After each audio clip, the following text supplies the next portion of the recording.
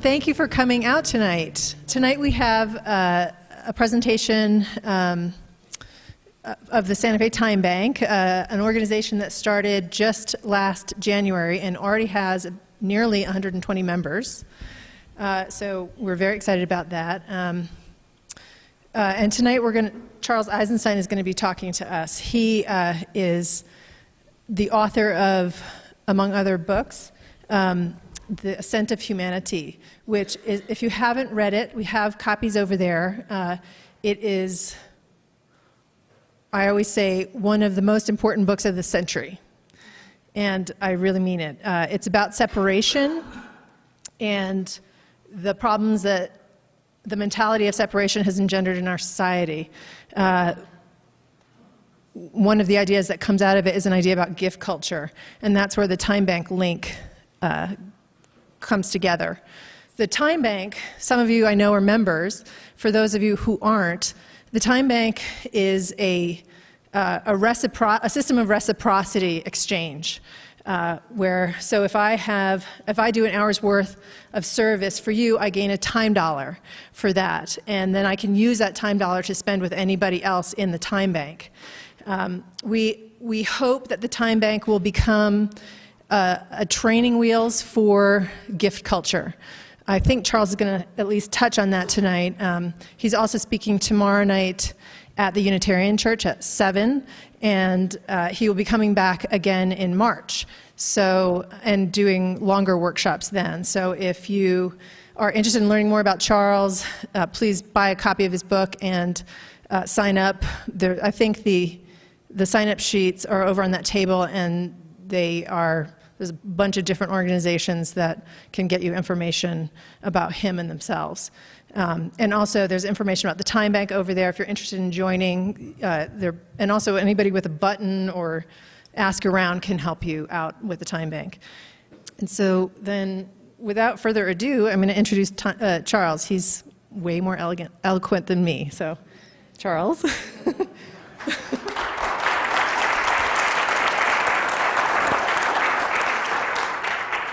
Thanks, Stella. Hello, ladies, gentlemen, cameras. It's good to be here. So Stella was talking about the Time Bank as training wheels for gift culture. But she also mentioned that the way it works is that you perform a service for somebody, and then for every hour that you spend doing that, you get a time dollar credit. So that kind of sounds like money, doesn't it? You perform a service, you get some token of value that you can then spend and get an hour's worth of service from somebody else. So how is that different from money? Because we think that, at least in our society, gifts and purchases are two separate things. And in fact, if you give something as a gift, we think that for it to be a true gift, ideally you're not supposed to get anything in return.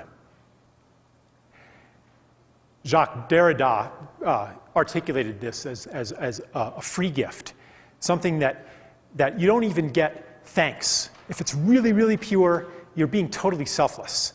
You don't expect anything in exchange. You don't even get thanks. You don't get recognition. You don't even get to congratulate yourself for being generous. That's what a true gift is supposed to be. And certainly, a Time Bank, according to that conception, the Time Bank circulation of goods and services wouldn't be gifts at all, because you're getting something very specific in return. But this dualism between purchase and gift breaks down on a deep examination. Money originated as a token of gratitude. It originated, and this is a very ideal description, which may not be historically true, but it's true nonetheless. So it originated as, here I have something that I would like to give you. And you don't have anything that I need, but I'll give it to you anyway. And instead of giving me something in return right now, you'll give me something useless, but pretty, a shiny piece of metal, a string of wampum, or something like that, as a token of your gratitude.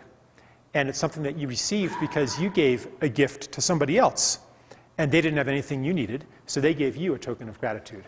So at the origin of money, money is supposed to be this thing that connects gifts and needs and makes us all richer. In gift cultures, whether or not there was a token of gratitude given, people almost always received something in return from their gifts, because gifts happened in a social witnessing. Gifts were not anonymous, as our ideals say they're supposed to be. Gifts were public, and gifts created a tie. The ideal of a free gift, which almost doesn't exist, but it actually, you know, the people who like pay for the person behind them in the toll booth, maybe, this kind of anonymous giving, or Islamic charities are often completely anonymous, or the extreme is the Jain sect in India, who are careful never to visit the same house twice, and careful never to offer any thanks, and they want to cut all ties of karma. They don't want to generate karma in life, because to receive and to create an obligation or even to create gratitude is generating a tie. And they want to transcend this material world and not create any connections. Well, you know, and ironically enough, this kind of gift mentality is very similar to money mentality, because a purchase also creates no connections. You buy something, and the transaction is over, and the relationship is over. I don't owe you anything, you don't owe me anything, because I paid for it. And we have kind of this ideal of financial independence or financial security, which says, I don't owe anybody anything. I owe nothing, I don't need anybody, I don't need your charity, I don't need your gifts, because I can pay for it, thank you. You helped me mow my lawn, I don't owe you because I paid you. You helped me watch my kids after school yesterday when I was late from work. Well, you know, I don't owe you any favors because here's $10 for doing that. And we want to erase all obligations. Erasing obligations means erasing ties. An obligation means a tie. Gifts create ties. Money transactions do not. So no wonder, living in an almost completely monetized society, we feel a lack of connection, because we're not creating ties through our economic relationships. We're staying separate. In gift cultures, it was different. Gifts happened to a social witnessing, and they created ties. Just like if I go to my neighbor and borrow something, and like the corkscrew. Like if I say, oh, and here's $1 for the rental of your corkscrew, then basically what I'm saying is I don't want to be tied to you. I don't want to owe you anything. But if I keep borrowing stuff from my neighbor, then my neighbor is going to feel free to come over to me and borrow something from me. And we have created a relationship. We've created a tie. And so gift cultures, societies where the economy was completely based on gifts and there wasn't such a thing as money, people were, of course, very deeply tied to each other. And this is something that we crave. We're hungry for this, for these ties. It's a hunger for community. When the scale of society grows beyond a point where all gifts can happen in a social witnessing, and by social witnessing I mean that people know who gave what to whom, and they tell stories about it. They say, hey, so-and-so gave me this, wasn't that great? Or so-and-so is being really stingy and isn't giving very much to anybody. And this generates a gratitude or an obligation. And gratitude and obligation are very, very similar. And that's it's another artificial dichotomy that we've created through our perceptions. I might talk about that later. But it was known who was very generous. And if you were very generous, because your generosity was witnessed by the community, then people would desire to be generous to you too. Therefore, the richest person was the person who gave the most, not the person who had the most. And security came not from accumulation as it does today. Today, security comes from investments, from having a lot, from having a big bank account, from having insurance policies and annuities and investments and a treasure chest buried under your apple tree. And money is stuffed under your mattress. Security comes from having today, or so we think. That's changing quickly. But in those days, security didn't come from having. Security came from giving.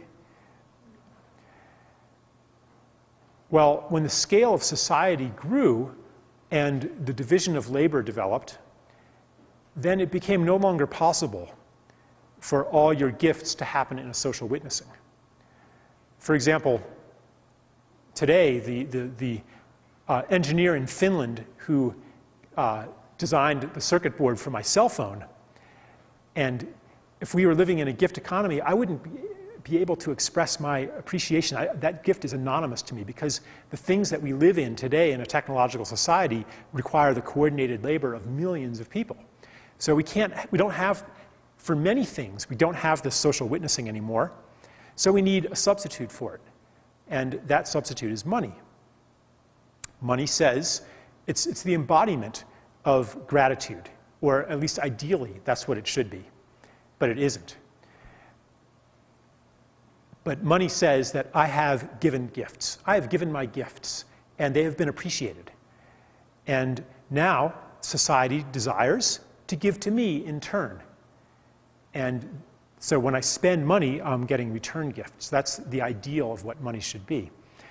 Unfortunately, money has taken over even those realms of giving and receiving which could still happen in a social witnessing and probably should happen in a social witnessing, and things that should be local. There's a lot of our needs that we could meet locally that we don't. For example, the need for food, for entertainment, for shelter. A lot of these things can easily be met locally, and we'd all be the richer for it. And the environment would be the healthier for it if we met more of our needs locally. And there are also those needs that cannot be quantified. And these are the things that we're really hungry for. We're hungry for the unique. We're hungry for the things we're hungry for things that have stories attached to them. The things that people who know us and love us made for us. And we recognize these things as special, and we recognize them as beyond price. Grandma's china set, for example. It's physically indistinguishable from any other china set, perhaps, but it has a story attached to it. And that part of it, that non-quantifiable part, is beyond price. So I think that the time bank is one of these ways that we can reestablish local ties. And it's really not entirely just another money system. And if it gets treated like that, something feels kind of off. I heard a story from a time bank back east where somebody purchased a service. Can you come and help mow my lawn and help rake the leaves? I think it was raking the leaves, actually. And so the person who purchased the service, he just stood there watching the person rake the leaves as if he were an employee. And that's really contrary to the spirit of it. You'd help do it. It's not this, okay, I'm paying for it, so I don't owe you anything. But it's just a means to facilitate this emergence of webs of giving and receiving. So last night I talked about, a bunch of you were at my talk last night, and I talked about this expansion of the self from the separate self that has been intensifying for thousands of years and reached its peak in the last century. And for those of you who weren't there, I'll just say the separate self is this bubble of psychology in a prison of flesh. It's the Cartesian I am, a mote of consciousness, looking out upon a physical world that's fundamentally separate from it. And there's other motes of consciousness that are also separate from me. And because we live in an objective physical universe, governed by deterministic forces and filled with masses that are subject to these forces, my security depends on the amount of force that I can exert and the amount of control that I can have over this external universe. And the more that I control and the more that I have, well, that's the less that you control and that you have. And so we're in fundamental opposition to each other. And this paradigm reverberates through every field of study and every institution of our society. It's in biology, for example, the selfish gene seeking to maximize its reproductive self-interest through the control of the environment and the control of resources. It's assumed in economics. Page 1 of any economics textbook has two assumptions. One is that human beings seek to maximize their rational self-interest. Two is that we live in a world of scarcity. Both of these are not fundamentally true. They are projections of our state of being and and artifacts of the way that we think and the way that we experience existing. And our story of self, this discrete, separate self, is a story. Then I talked about the self of interbeingness, of interconnection, that says that no, in fact, we're not these separate beings. As we're learning today, as we're learning that everything that we do to the planet and everything that we do to other people and other cultures is somehow feeding back into our own experience, no matter how hard we try to insulate ourselves from the effects of our depredations on this planet, it somehow creeps back in. The sickness creeps back in, and we can't insulate ourselves from it. And the reason isn't because we're not trying hard enough and haven't quite developed the technology to completely insulate ourselves from what we're doing to nature. It's not because of that. It's because we are one with the other beings that we're doing this to. And it's impossible to avoid it. And this is what we're learning. We still haven't maybe quite gotten it. Many of us think that we just need to be more clever in protecting ourselves and come up with some new inventions. But overall, we're starting to get it. And so we're stepping into a new sense of self in which it's no longer true that more for you is less for me. The truth of the self of interbeing is that more for you is more for me. Interestingly enough, this is also the truth of a gift culture. Because in a gift culture, there's no accumulation. If you have more than you need, then you give to somebody else in your gift circle. You may just give to the person who needs it the most. Or often in a traditional culture, there's kin relationships that govern who gives to whom. But eventually, gifts circle to the point of greatest need. This is something very primal. It is, in fact, needs that call forth our gifts. Trying to be nonlinear here. There's two different directions I want to go. One of them is, okay, I'm going to circle back to that when I finish with this little thing. Right, so gift cultures. In the gift culture, it's true that more for you is more for me. If you have some great good fortune and get some great stuff, that's good for me too. I'm excited because it's going to circle back to me. So gift culture and gift mentality is the agent of this expansion of the self. It's not an expansion really, it's a reclamation of our true being. Because I don't want to be accused of being vague and saying, oh, well, we're going to step into oneness, and this self of interbeingness, but how do we get there? Okay, so I'm being very specific here. The way that we get there is through the gift.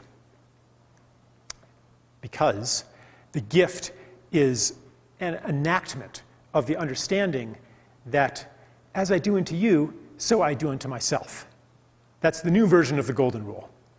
As you do unto others, so you are in fact doing unto yourself. That's the new understanding of karma. It's not a punishment, it's just a fact. Whatever I do, I'm doing to myself. The gift is completely consistent with that. And when you're in a gift relationship with another person or a group of people, then your sense of self expands to include those people, like a family. People, when they talk about their self-interest, they usually include their family in that. And a family is a gift culture. I'm not going to present my son with a bill when he turns 18 for services rendered. It's a gift.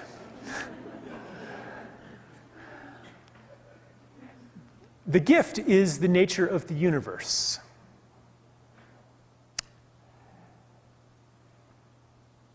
There we are, born naked and helpless. And these giants come and they feed us, they clothe us, they protect us, they meet all of our needs as best they can, and sometimes they do bad things to us too, but at least for no good reason, they still did all of these things. Or even if you were a foster child or something, society, for no good reason, you didn't earn it. You didn't earn this food. You didn't do anything to deserve it. But it happened nonetheless. Not to mention the fact that we did not earn having air to breathe. Like, every breath is a gift, really. Like, I didn't make the air. I didn't do anything to deserve air.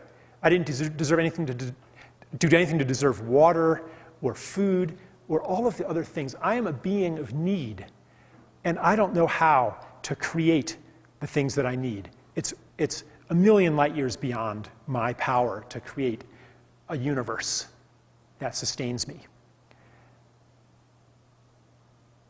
I don't know how to create biology. No human being on Earth knows how to actually synthesize food. Okay? Everything that we have is a gift. Our lives are a gift. Therefore, we are born into a state of gratitude. Gratitude is the feeling, the knowledge of having received, and the desire to give in turn. And this is fundamental. We have a need to give. We have a desire to give. In fact, you could say our purpose in life is to give. And each person has unique gifts. And not only each person, but every being in the universe, and including every species on Earth, has unique gifts that are necessary for the well-being, for the thriving, and for the evolution of the whole. And this is something that scientists have only recently begun to learn about ecology. In the past, they thought that a lot of species are superfluous, and we could do without them. We can eradicate the bad species and keep the good ones, and everything will be much better that way. And they called this engineering planet Earth. Because mosquitoes, they're useless. You know, weeds, burdock, thistles, those are useless. They don't have any purpose. We're going to improve upon the Earth. But now we're learning that every species does something really important for the ecosystem, and that when any species is eradicated, then the entire ecosystem is that much poorer and that much weaker and more fragile. Human beings are no exception. As a species, we also have a unique and necessary gift to give the planet. We haven't actually started to exercise that gift yet. And we're just starting to get an inkling of what that gift is. And that's okay, because we've been in the childhood of humanity, and we're just now entering adulthood. We're having our coming-of-age ordeal right now. That's what all the crises are about. And I'll talk about that more tomorrow night, and how that's related to money. But we've been playing, as children do, playing with our gifts and developing them. And very soon it will be time to turn those gifts toward their proper purpose. On an individual level also, each one of us has unique and necessary gifts. If you don't know what those are, that's excusable, because we've grown up in an educational system that often suppresses those gifts and says, no, no, no, your purpose is not to give, your purpose is to take. And how can you best make a living? How can you best turn whatever talents you have toward making money? And those gifts that are unsuited toward making money, those get ignored, ridiculed, suppressed, and you don't get to develop them, and you might even become ashamed of them, and you might deny them. Those gifts which do make money, and on a deeper level, those gifts which contribute to the stories that define our civilization. And I mentioned one, the story of the separate self. The other one is the story of ascent, which says that human destiny is to become the lords and masters of nature, to dominate nature more and more, to control nature more and more, to occupy more and more of the earth, to turn more and more of nature toward human purposes, to harness natural forces, to exploit natural resources, onward and upward to infinity and beyond. If your gifts are such that they contribute to that program, then they get developed and encouraged and rewarded. So if you have gifts that are of a different nature, that just don't fit that well into the paradigm of separation and ascent, then those gifts may have been suppressed. If your gifts are more suited toward the restoration of ecosystems, or the giving of joy and happiness, or the caring for other beings that just don't contribute. Like if your talent is for holding space at the bedside of a dying person, or rescuing animals, or something like that, then your gifts may not have been encouraged.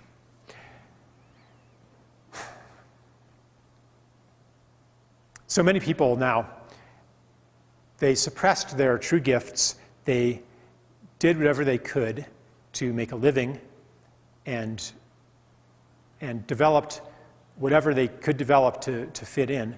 And that's not working for them anymore. And so they have a midlife crisis, and they say, you know, I haven't been living my life. I've been living the life that I was paid to live. This is a moment I had when I was 28.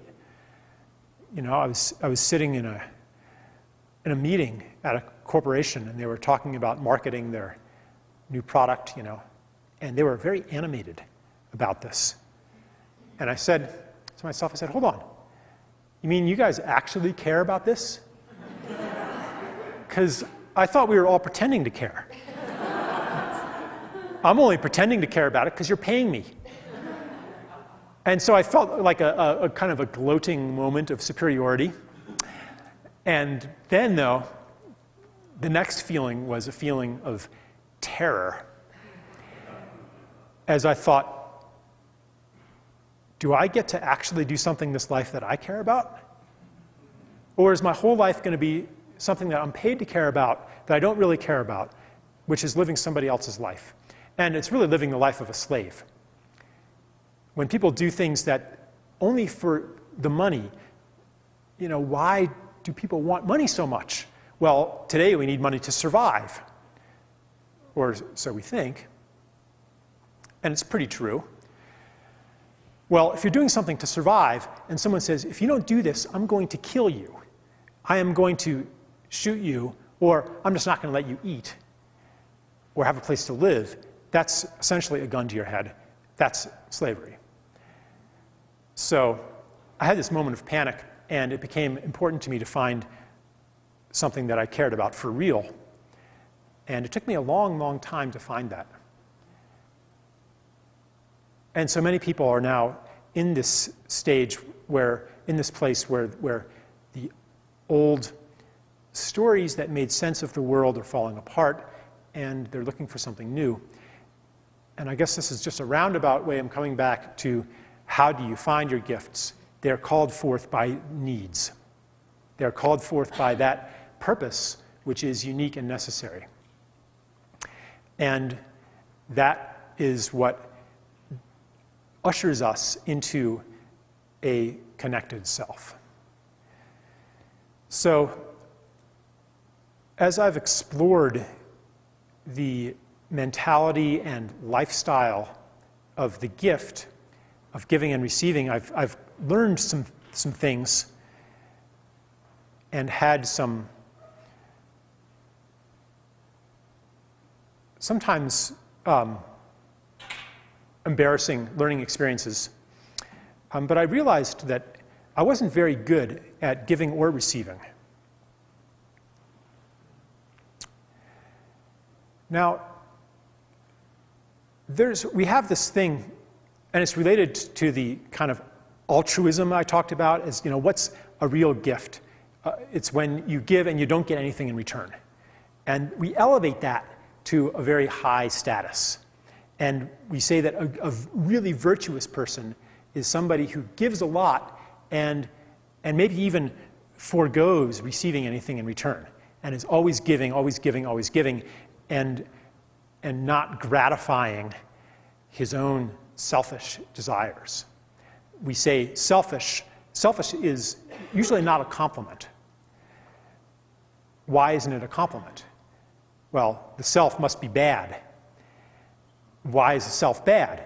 Well, the self is bad if you see the self and experience the self as this discrete, separate being, and more for me is less for you. So selfish means you're getting more and more for you, less and less for other people. That's bad, and therefore we have a society that's dedicated toward self-denial. You get to gratify certain inconsequential things, but to be a good person, you're supposed to control yourself. You're not supposed to just indulge your desires. You're supposed to exercise discipline. You're supposed to do the hard thing. And you're supposed to be in the realm of the mind and live according to principles and not desires. The principled man is the admirable man. And that's a whole topic. But we have an admiration or an ideal of giving and not receiving. But that ignores reality, that we are beings of need, that we depend completely on the gifts that are coming to us every minute. And it's also anti-life, because in fact, to fully receive is itself a kind of gift. If it's true that people have a very strong desire and a necessity to give of their gifts, and that's what they're here for, to say, well, I don't want to receive that, that's denying that. And secondly, it's also saying, I don't want to be in your debt. I don't want to have ties to you. I don't want to owe anybody anything. So it's actually a form of generosity to fully receive. And we're afraid to do it, because then I'm going to owe you something. Then I'm not going to be independent. And so one of the things I noticed as I explored this is all the ways in which I reject gifts. For example, and some of them can be very subtle. Like if someone pays me a compliment, I can kind of, brush it off and say, oh, it was nothing. Anybody would have done it. If someone says, your book has changed my life, I could say, the book was merely the agent of your own transformation, right? And that might be true. It really depends on the spirit in which I say it. But sometimes the energy underneath it is fear. I'm afraid to really take it in. Another way to reject a gift is to give a return gift too quickly. Say, okay, now we're even. But to really receive a gift and say, yeah, I am in a state of obligation and gratitude right now. And maybe I'll never even pay you back. But I owe the universe. I want to give now. I'm allowing myself to be put into this state of gratitude. And here's another aspect of it, that if we don't fully receive, then eventually we become unable to give as well, because the source of our gifts dries up, and the sustenance and the nourishment that we need dries up. And so one thing that can happen if you're giving more than you're receiving, because giving and receiving naturally come into a balance. So if you're giving more than you're receiving, eventually you'll get depleted. Or more often what happens is that this need to fully receive, this need to allow goodness to come in, and really you could say this need to give to yourself, if it's unmet, then the pressure from that unmet need builds up. That pressure is called desire.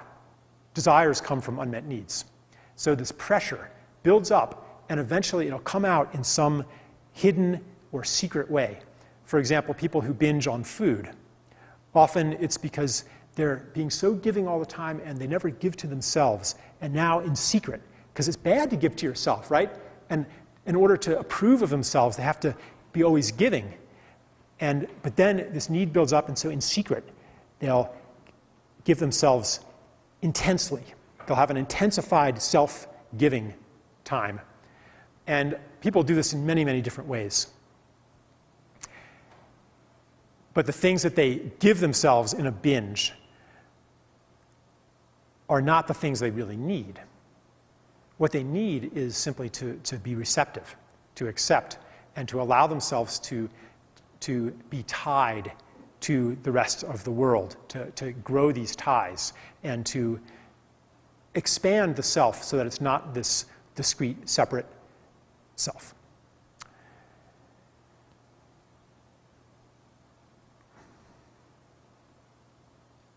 All right. The other part then is the giving part.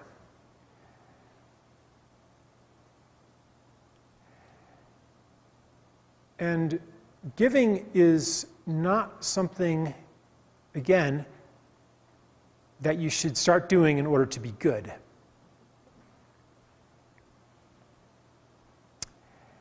I noticed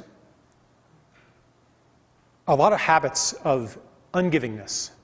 For example, anytime I went into a social situation, I would have this program running. Okay, how can I take from this? How can I, should I meet this person? What kind of connections? Is this the popular kid? Am I going to get good social connections, or is this the unpopular kid? And if people see me with him, then my social currency is going to drop. What can I get from this situation? Will this person become my friend? I'm lonely. No one understands me. I'm not having good conversations. Maybe this person will understand me. Maybe I can get something from them. Maybe I can get validation from them. And I was in a habitual state of always taking in social interactions. How can I make this person like me? How can I get approval from this person? And these strategies always backfired. They didn't work very well. But I noticed that this was a habit that I had. And it was also a habit, and I still notice it happening. Anytime that I start to feel pleasure in a creation, I would think, okay, how can I monetize this? Like I even noticed myself doing this with my teenager. He likes to make games, computer games. He's really good at programming, and he's writing these games, And I'm like, okay, how can you sell this, Jimmy? I immediately began to think, how can you commercialize it? Instead of, what's the best way to give this to other people? What's the gift that's seeking to come forth in this, and how best to give it out? This programming runs so deep that I keep noticing new ways in which I'm not embodying the gift. Well, why would I want to embody the gift? It's not that I get to approve of myself and think of myself as a good person because I'm being so giving and other people are selfish, but not me. I'm living in the gift. It's not that. It's that it's simply the true desire of every human being. It's why we're here. And if you are living a life in which you're not giving your gifts, you'll be miserable. Doesn't matter how much money you're getting paid. If your job does not engage your gifts, you will hate it.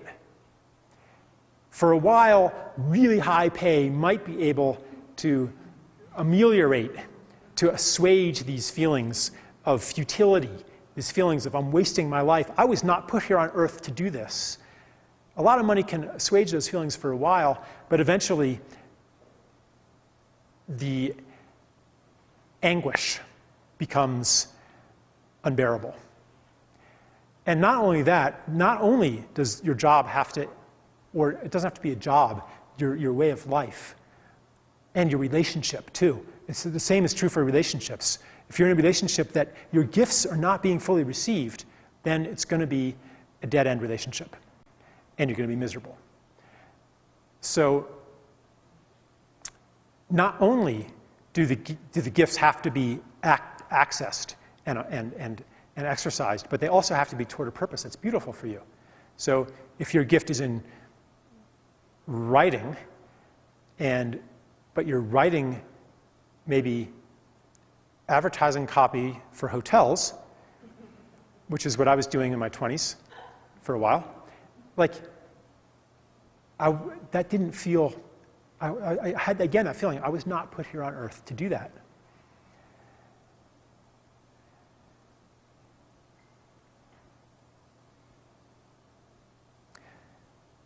So I guess part of the core message here is that feeling of I was put here on earth to do something magnificent is true. And it doesn't have to be magnificent in any outward sense. It doesn't have to be recognized as magnificent. It could be invisible to everybody but God. And this is part of the knowing of the connected self that says, what I do matters. I talked about this last night, so I won't say too much, but it's the feeling that my personal choices have cosmic significance. And that stray dog that I rescued and nurtured for 11 years, and then he died, that act had an effect on the universe. Because I am not this separate being interacting only through deterministic forces on other masses. From that perspective, anything you do is useless, is insignificant. Because how big is your force? Even if you ride your bike instead of driving an SUV and you recycle all of your whiskey bottles. What difference is that going to make in the landfill? And is that going to really help the coral reefs that are dying everywhere, and the forests that are being clear-cut, and the deserts that are growing? I mean, come on. Nothing you do, from the perspective of the separate self, nothing that you do has any power at all to change the world in any meaningful way. Because you're just you. You're not all the 7 billion people who would all have to change in order for the future of the planet to be any more hopeful than it is right now. You're just you.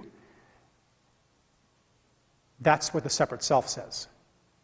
And so built into that is despair. But the connected self, the interbeing self, understands that what you do has an effect and is important.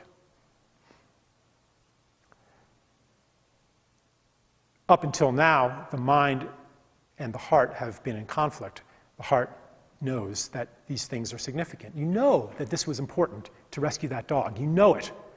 But the stories that we've been imbued with say, no, it must be your imagination, that it couldn't make a difference.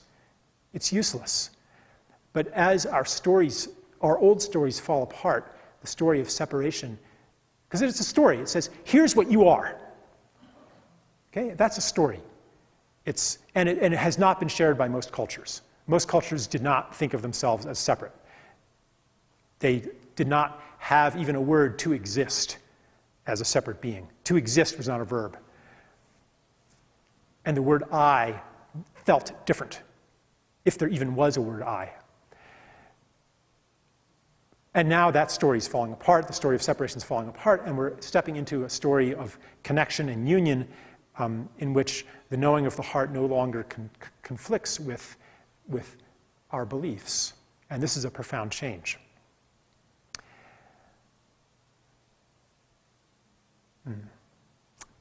So I'm trying to think where I was going with that. Probably just going.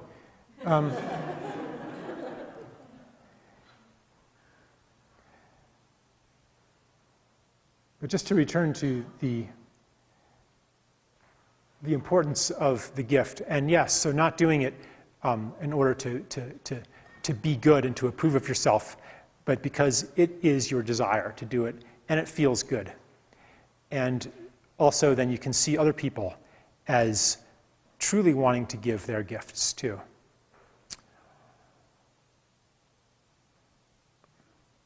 I'm going to recite a little poem that most of you probably know by Hafiz. It's very famous. It's about generosity.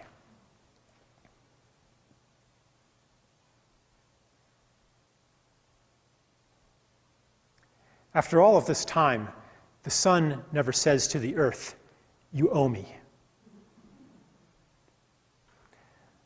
Look what happens with a love like that. It lights the whole sky.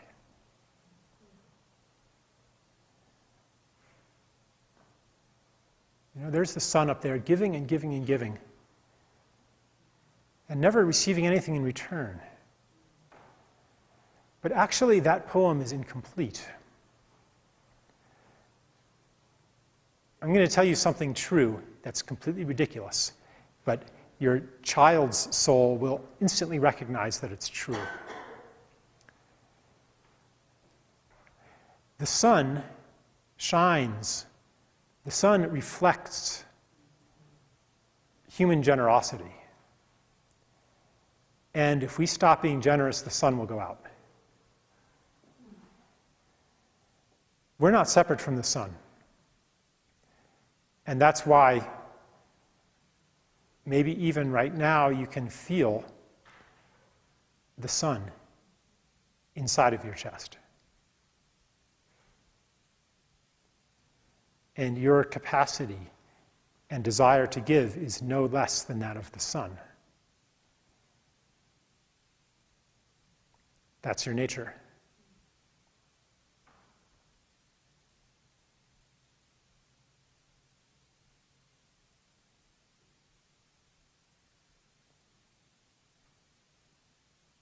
And really, right now, we are emerging into that knowledge of our true nature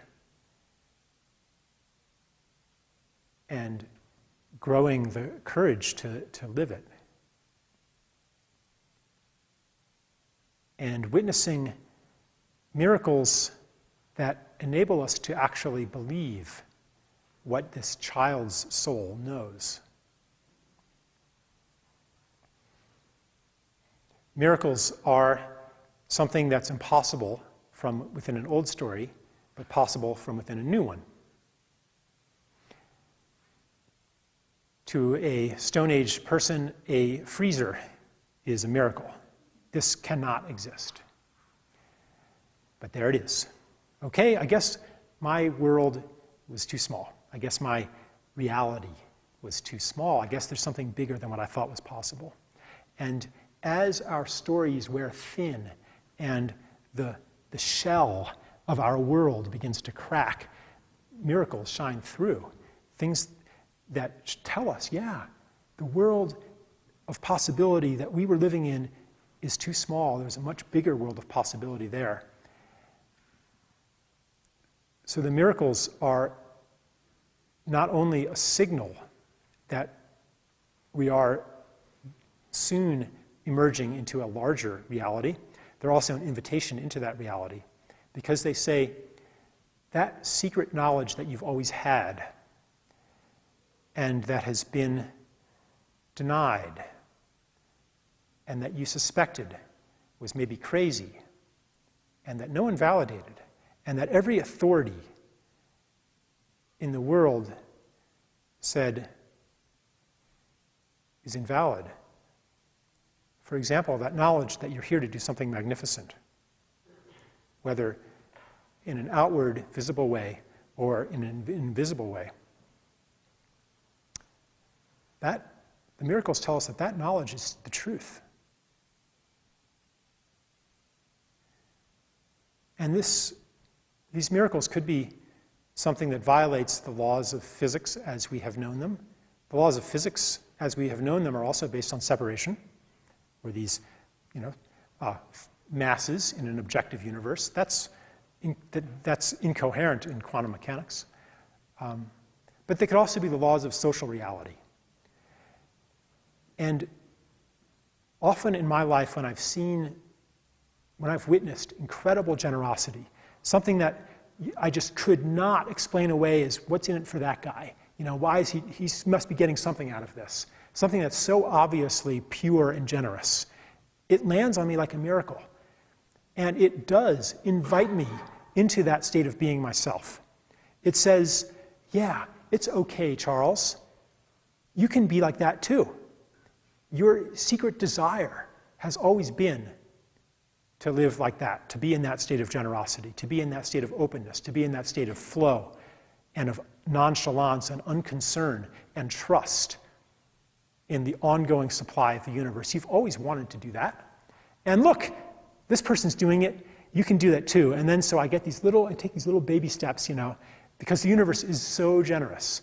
And even if I don't step into it and I shy away, then I get invitation after invitation after invitation forever. Which is to say that all of us, our emergence into a more beautiful world is a certainty. You don't have to qualify by being good and do a really hard thing in order to get there.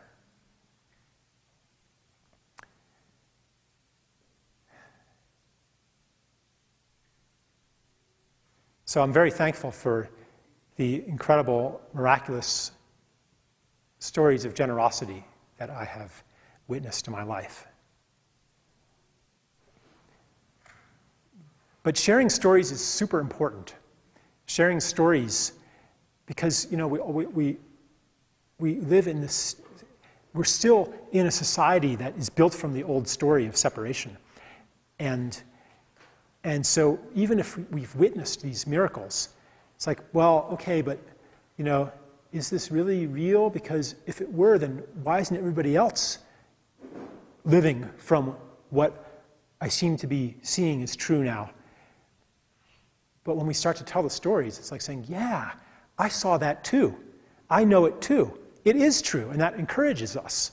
So the witnessing, and this is, I guess I can return to the beginning theme, the witnessing of generosity, even if you're not the recipient of that generosity, even the witnessing of generosity generates gratitude and helps us step into the larger selves that are our true nature.